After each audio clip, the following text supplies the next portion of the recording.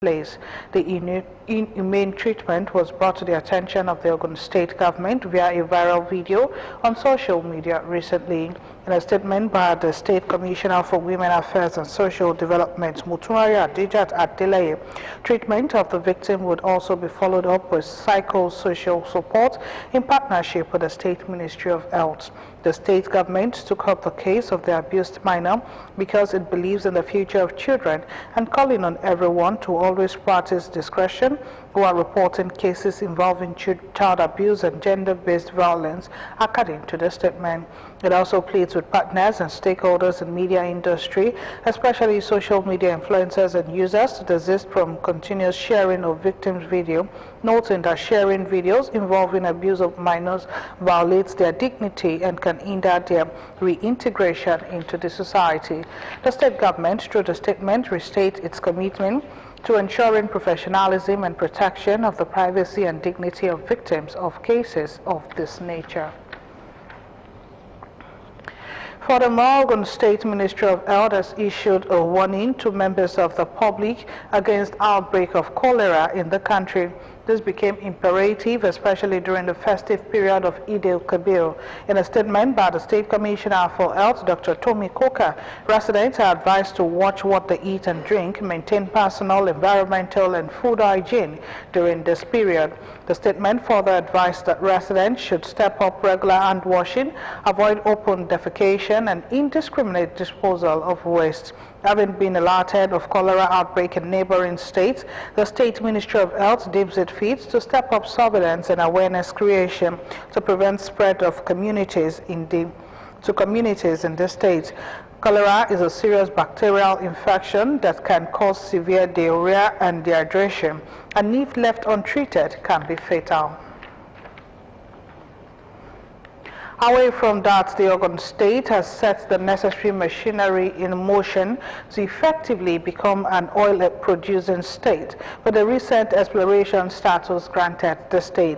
The State Commissioner for Industry, Trade and Investment, Abeokuta, stated this while featuring on OGTV flagship discussion program New Dawn. Shufela said preparation are also in top gear for all measures to ensure that the eventual takeoff of the status does not endanger the environment.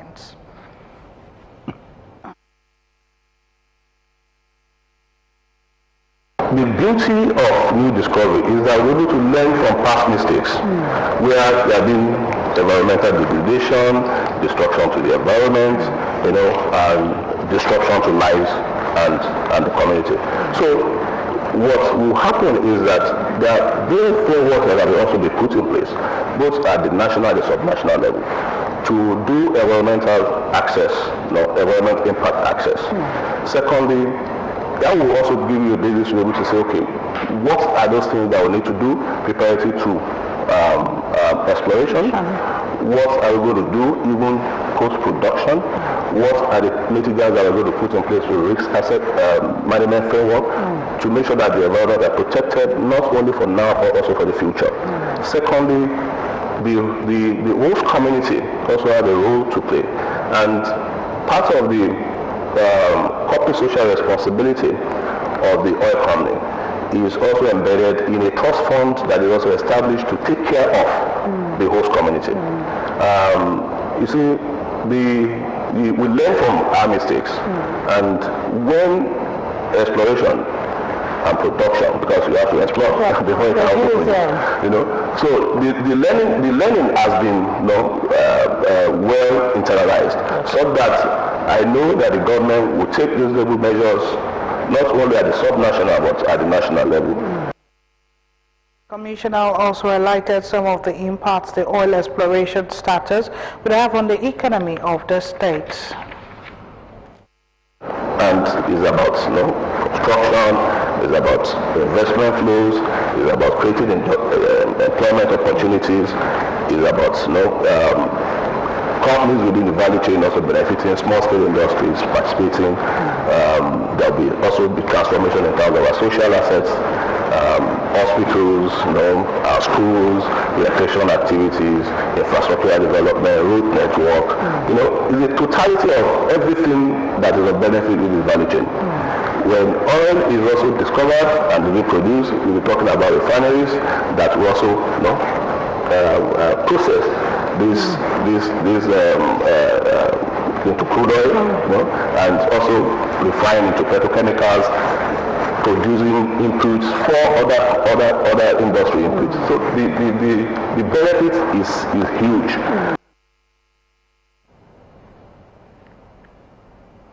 The Ogun State House of Assembly Committee on Public Accounts and Anti-Corruption has considered the year 2021 and 2022 audit reports of Auditor General for Local Government of the Abeokuta and Ijebu East Local Government Council, admonishing them to always uphold the tenets of accountability and transparency in their financial records. Chairman of the committee, Honorable Damilola Bello, gave the charge while playing host to the management teams of the council during the ongoing session of the consideration of audit reports on local government council in the state at the Assembly Complex, Okemoso. Abeokuta correspondent Kolawole Ojo was part of the exercise, and details of his report is in this package.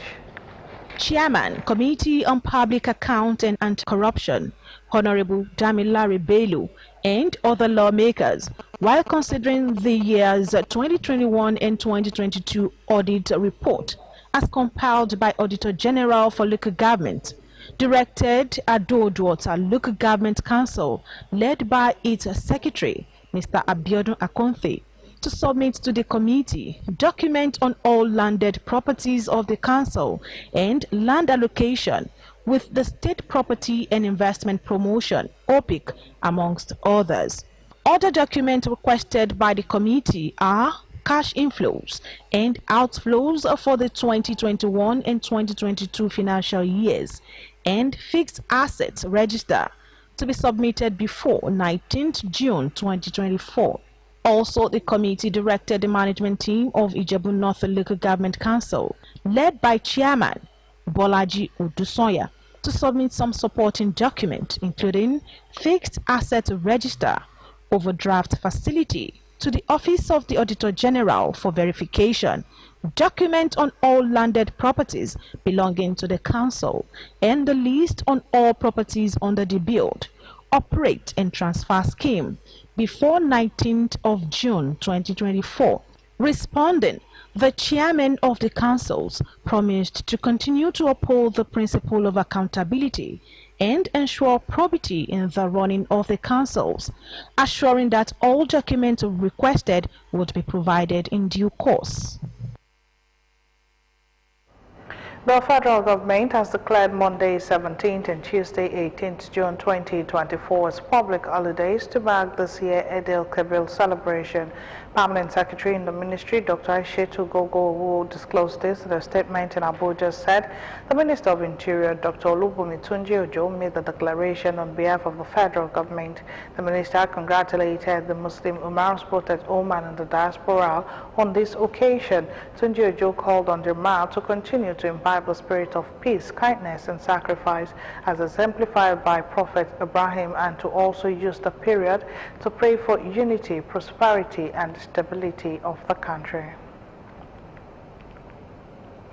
12 law students from private and public universities in Ogun State have been engaged in resourceful rounds of training sections to bolster their capacities on different cases and strategic ways of winning. The capacity building section was held at the Dr. Olusegun Ashekun Law Resource Center, Faculty of Law, Olabisi Onabanjo University, Agoiwe, Ogun State. Our reporter Inkim Ago has more details in our report. In the world of law profession, cases are won based on superior and convincing facts before the body of benchers. For members of the bar, every opportunity that comes their way must be maximized under any jurisprudence to inch their names in gold. In an attempt to sharpen skills of prospective lawyers, a competition for undergraduate law students from the nation's 6 geographical zones-based institutions of higher learning came under one roof to engage in a competition.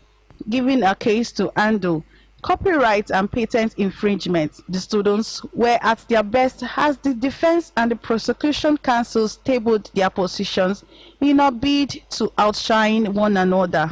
And to compare by the definition of copyright infringement under Section 36 of the Copyright Act, it is without any doubt that the conduct of the defendant amounts to copyright infringement against the claimant.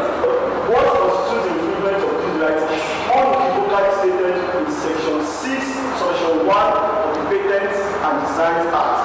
And the provision provides that where a patent is granted in respect of the process, the grant precludes others from applying that particular process.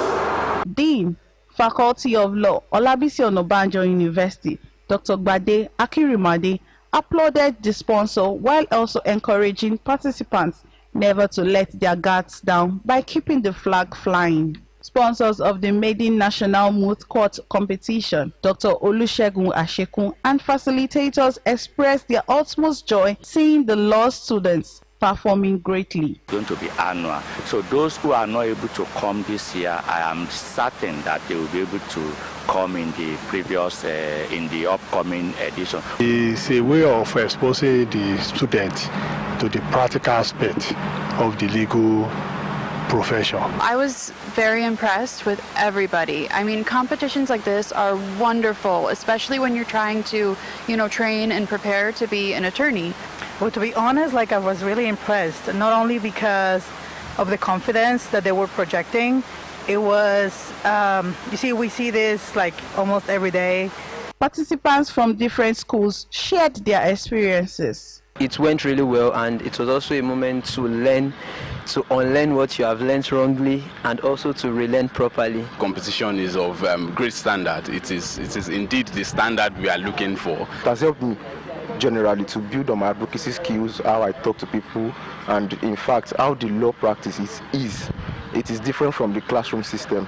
There was presentation of awards to winners in different categories as law students of Lagos State University emerged overall winner in the moot court competition. Nkem Agu, OGTV News. Chrisland University has achieved a significant milestone, securing 100% accreditation for all its programs recently reviewed by the National Universities Commission, NUC.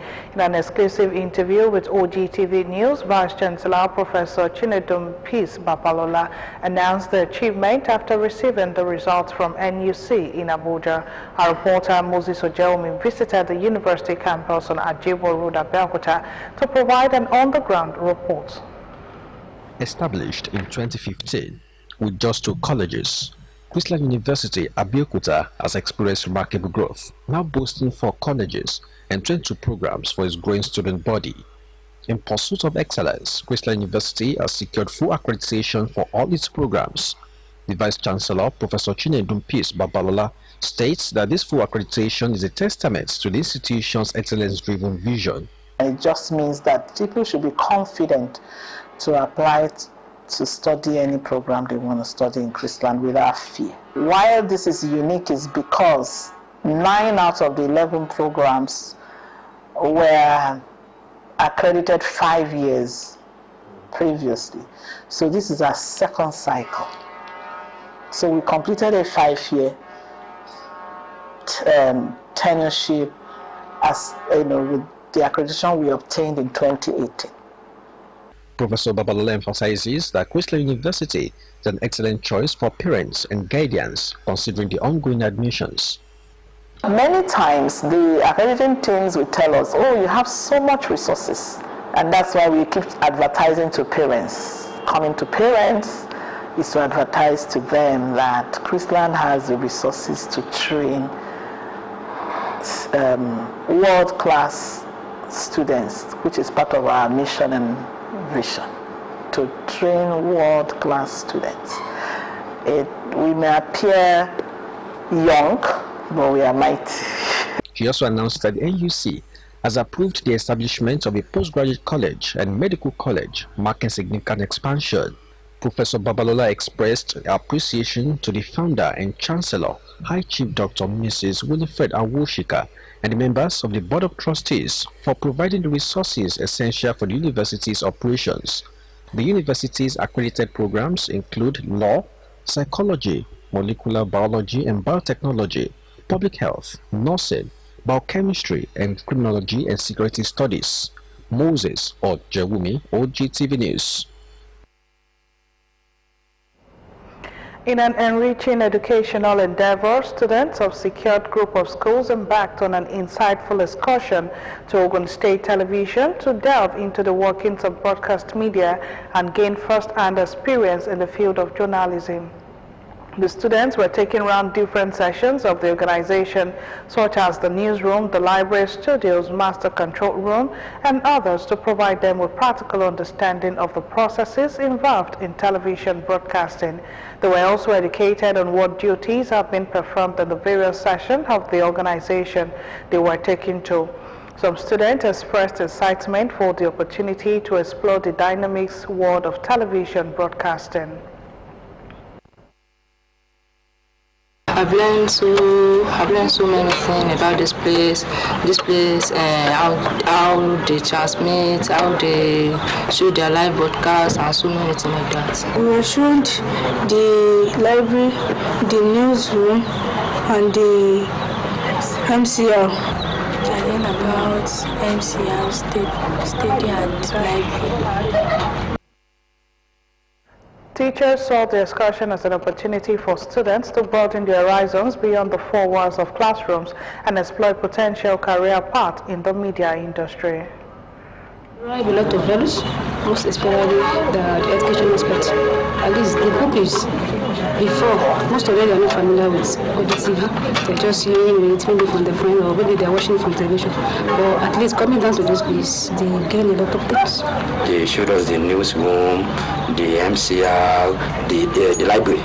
So even when we go to the library, I can see that it is a kind of disc that they use in recording there.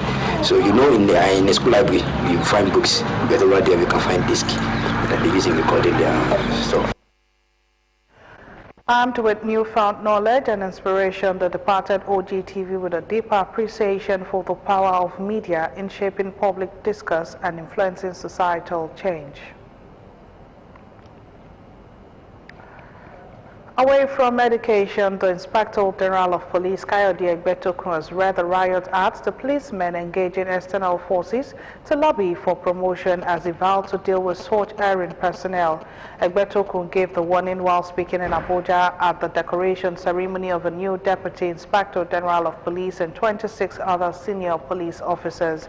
He said the force is a disciplined organization where promotion is based strictly on merit and not through lobbying by influential persons. The Inspector General of Police, while asking the newly promoted officers to always maintain professionalism, urged all officers and men of the force to remain committed to their duties in order to benefit from the transparent promotion exercise under his administration.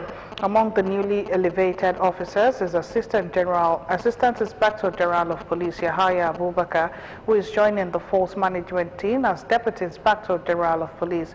11 commissioners of the police were promoted to the rank of Assistant Inspector General of Police, while 15 Deputy Commissioners of Police were also promoted to the rank of Commissioner of Police. And moving on to the foreign scene, Vladimir Putin has said Ukraine would need to withdraw troops from territories Russia claims to have annexed before a ceasefire could begin, a proposal Ukraine President called the Hitler-like ultimatum. Volodymyr Zelensky has long said Ukraine would not negotiate with Moscow until Russian forces leave all Ukrainian territory, including Crimea. The Russian president also said Ukraine would have to give up on joining NATO before peace talks could start.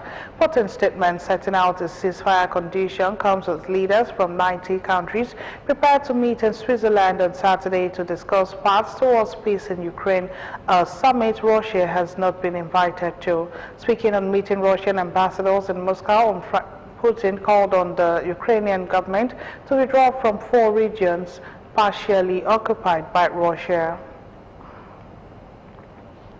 And in the world of sports, former Ayers winger Finidi George has stepped down as coach of the Super Eagles. This was made known by ex-Super Eagles media officer Tony Ibitoye in a post on X.com on Saturday. The resignation follows the Nigerian Football Federation's decision to appoint a foreign coach to oversee him, despite his recent appointment in May. George, 53, took the reins after Jose Pesirro's contract ended in February, having served as his assistant for 20 months. However, the team's disappointing performance in the 2026 World Cup qualifiers against South Africa and Benin led to his demotion. As a result, George's one-year contract will be downgraded, and his reported monthly salary of 15 million naira will be reduced to 5 million naira. His handpicked assistants would also be replaced by the new foreign coach staff. In a meeting with Sports Minister George Eno, George expressed his frustration with the lack of support from NFF and questioned the commitment of Nigeria's top players in the crucial World Cup qualifiers. Still in the world of sports, a committee that would oversee activities and programs of Team Ogun for the 2024 National Sports Festival has been inaugurated. Inaugurating the team, the State Commissioner for Sports Development, Wasiu Isiaka, said the move was to chart a winning formula for Team Ogun as the games, particularly with the stiff opposition states like Delta and Edo, would pose. Isiaka expressed confidence in the ability of members of the committee and charged them to see the assignment as a call to sacrifice.